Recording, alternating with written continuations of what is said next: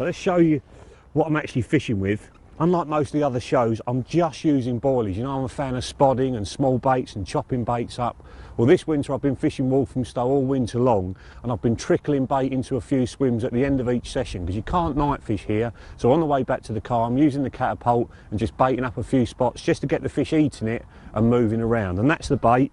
It's a new Mainline bait. It's going to come out next year. It hasn't got a name at the moment. And if I compare these washed out ones to the ones straight out the bag, that illustrates why I'm doing it.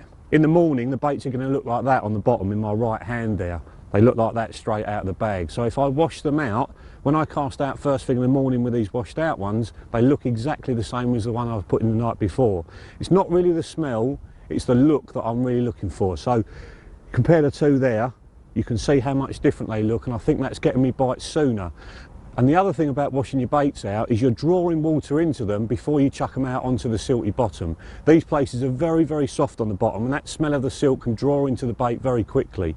So if you saturate them with water first, that silt doesn't go into them as quickly. Now, you don't want to be saturating them with normal tap water, you want to use lake water. And it doesn't matter if you're not using the water from the lake you're actually fishing. You can use water out your pond in the back garden. I use the water out the ponds on Blackheath near where I live, and just flush them out for about 12 hours before you're going to fish with them, and then they're absolutely bang on. Now, I'm just using the boilie approach. Adam's doing something completely different. He's using boilies, but he's using them with loads of maggots, and he's feeding them with a special additive to make them taste even nicer. So let's get round to his swim and see what Adam's doing with maggots. Well, I'm just going to go through the bait I'm using with you. For the last few winters I've been using maggots in some quantities, and I'm using them on this session. It's a tactic that I've got a huge amount of faith in, and I do a couple of little things to make them more attractive and more potent, as it were.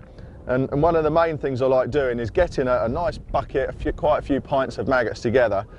And the night before I go fishing, I dose them up with Activate liquid, which is really nice, rich smelling liquid. If you put that on your maggots and give them a good shake up, what you'll find is that by the morning, they actually take it on and they feed on the liquid, and you can see on the feed spot, the black ball is on the outside of the maggot. You can see it actually growing and pulsing, and if you actually pop one, it smells of Activate liquid. So you can get your own flavoured maggots like that, really, really effective. What I do just to sort of get it a nice powdery and more potent mix is I add some ground bait to it. This is a fish meal ground bait. Some matching Activate pellets, they go in there as well. I give it a good shake up. I add some Activate syrup, get it as smelly as I can. And lastly, I like to crumble up some Grange boilies and put those in. The reason for that is that sometimes the fish can get a bit preoccupied on the smaller food particles, and by fishing or by feeding pieces of boilie, it gives you the option of actually fishing a small piece of boilie on the hair. So you don't always need to actually use a maggot rig. You can just fish a piece with maybe a small plastic maggot or something. That's how I've been taking most of my fish. To put the bait in, I've been using a spod, clipping it up and getting all my rods marked with tape to the area that I'm fishing in, and just basically putting it in at the end of the day, so that when I turn back in the morning, if I can get in the swim before everybody else, get on the gates nice and early, I can just cast the rods out, clipped up from the previous night, and hopefully the bream and the carp and whatever else is out there has been feeding on the bait.